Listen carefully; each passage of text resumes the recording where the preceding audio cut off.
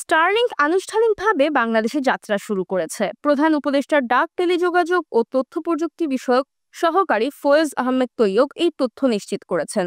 এছাড়া স্টারলিংক নিজেদের এক্সে এই তথ্য জানিয়েছে।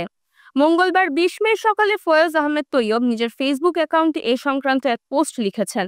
সোমবার বিকেলে তারা ফোন কলে আমাকে বিষয়টি জানিয়েছেন এবং আজ সকালে তাদের এক্স হ্যান্ডেলে বিষয়টি নিশ্চিত করেছে। প্যাকেজ সম্পর্কে ফয়েজ আহমেদ বলেন, শুরুতে স্টারলিংক দুটি প্যাকেজ দিয়ে শুরু করেছে, স্টারলিংক রেসিডেন্স এবং রেসিডেন্স লাইট। মাসিক খরচ একটিতে ৬,০০০ টাকা এবং অপরটিতে ৪,২০০ টাকা। সেটআপ যন্ত্রপাতির জন্য ৪৭,০০০ টাকা এককালীন খরচ হবে। তিনি আরও বলেন, এখানে কোনো স্পিড বা ডাটা লিমিট নেই। ব্যক্তি ৩০০ এমবিপিএস পর্যন্ত গতির আনলিমিটেড ডেটা ব্যবহার করতে পারবেন। বাংলাদেশের গ্রাহকরা আজ থেকেই অর্ডার করতে পারবেন। এর মাধ্যমে ৯০ দিনের মধ্যে যাত্রা শুরুতে স্যারের প্রত্যাশাটি বাস্তবায়িত হলো।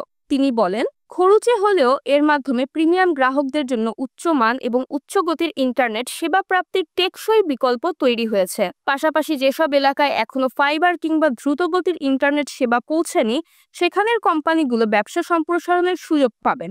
এনজিও, ফ্রিল্যান্সার এবং উদ্যোক্তারা বছরব্যাপী নির্বিচ্ছিন্ন উচ্চ গতির ইন্টারনেটের নিশ্চয়তা পাবেন।